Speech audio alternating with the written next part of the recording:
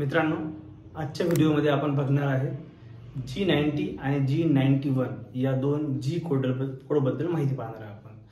तर G90 म्हणजे काय असतं? ॲब्सोल्यूट कोऑर्डिनेट सिस्टीम ऑन आणि G91 काय असतं?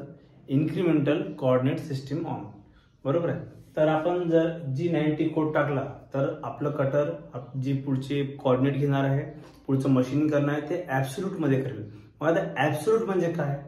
तर ॲब्सोल्यूट कोऑर्डिनेट सिस्टीम जी असते त्याला असतो एकच फिक्स पॉइंट, एकच फिक्स रेफरन्स दिलेला असतो त्याच्यामध्ये।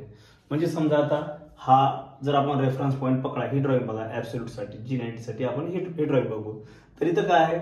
इथं हा एकच फिक्स पॉइंट आहे। बरोबर आहे। या पॉइंट पासून आपण सर्व कोऑर्डिनेट दिलेले आहेत। म्हणजे काय? या पॉइंट पासून पहिल्या वरचे कोऑर्डिनेट काय आहेत? x ला 30 mm बरोबर आहे, प्लस कारण इकडे आपण सर्व उजवीकडे चाललो आणि सर्व वर चाललो म्हणून सर्व आपले पॉझिटिव्ह आहेत सर्वच। बरोबर आहे।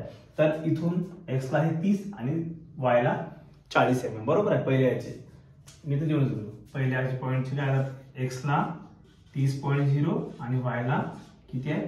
40.0 बरोबर आहे। या पॉइंट पासून दुसरंच काय? 2 नंबरचं होल आहे, हे 2 नंबरचं होल आहे बरोबर आहे। याला x ला किती आहे? 60 आहे आणि y ला किती आहे? 90 आहे। x ला किती आहे? 60.0 आणि y ला किती आहे? 90.0। कुठून? या पॉइंट पासून बरोबर आहे। नंतर थर्ड आहे आपला x ला किती आहे? 110 बरोबर। थर्ड ला x किती आपला?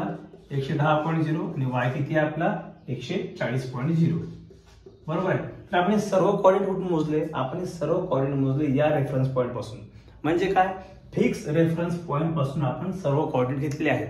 तर असे जर आपल्याला फिक्स रेफरन्स पॉइंट पासून सर्व मशीनिंग करायची असेल तर त्या केसमध्ये तुम्हाला G90 ॲब्सोल्यूट कोऑर्डिनेट सिस्टीम हा कोड वापरायचा आहे। जर तुम्हाला एकच फिक्स पॉइंट ठेवायचा असेल तर।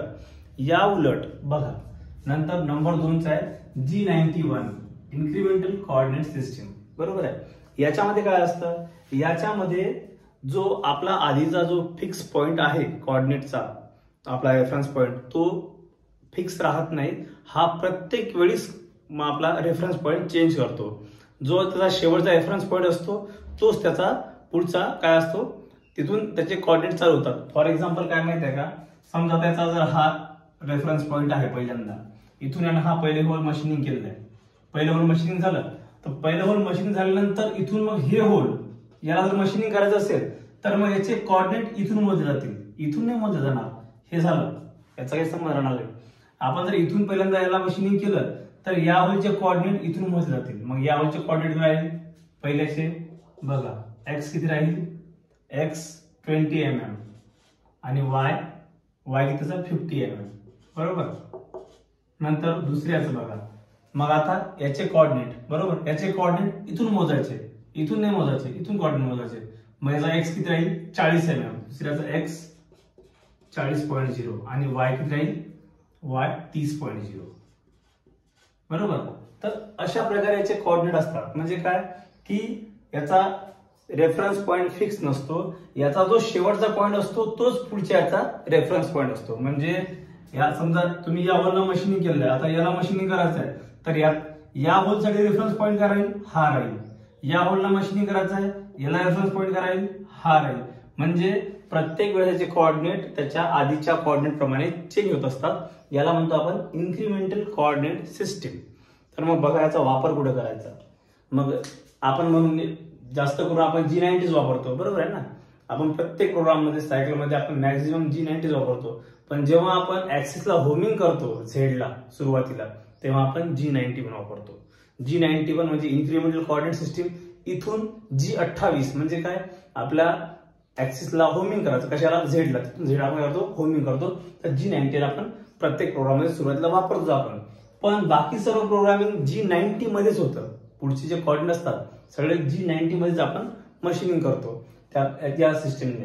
पण बघा मित्रहो, ज्यावेळेस आपण सब प्रोग्रामिंग करतो, सब प्रोग्रामिंग मध्ये G91 चा जास्त वापर केला जातो। समजा G91 Z-0.05 बघा एक्झाम्पल बघू, जस्ट एक तर टाकतो आपण सब प्रोग्राम मध्ये G91 Z-0.05 L 25। L म्हणजे काय?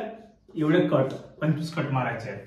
मग प्रत्येक कटला काय करतो? त्या त्या पॉईंट पासून परत 0.05 परत 0.05 असं करत करत तो मशीनिंग करत जाईल खाली, बरोबर आहे ना. 25 कट घेईल तो 0.5 चे. तर अशा प्रकारे आपण काय करतो, सब प्रोग्रामिंग मध्ये आपण G91 वापरतो. सब प्रोग्रामिंग मध्ये जास्त करून आपण G91 वापरतो. म्हणजे तो आपला किती कट घ्यायचा आहे, डेप्थ ऑफ कट 0.05 चे आपल्याला 25 कट घ्यायचे आहे, तर प्रत्येक कट पासून तो 0.5 खाली जाईल 25 कट पर्यंत. तर या प्रकारे सब प्रोग्रामिंग मध्ये आपण G91 चा वापर करतो. आणि सुरुवातीला ऍक्सेस होमिंग करताना आपण G91 चा वापर करतो. आणि बाकी सर्व जे प्रोग्रामचं कोऑर्डिनेट्स ते आपण G90 आपण काढत असतो. तर या प्रकारे G90 आणि G91 चा उपयोग होत असतो. जर तुम्हाला व्हिडिओ आवडला असेल, व्हिडिओला नक्की लाईक करा. तुमचे जे मित्र असतील VMC CN चा स्टडी करणारे, त्यांना हा व्हिडिओ शेअर करा आणि आपल्या चॅनलला सबस्क्राईब करा. Thank you very much.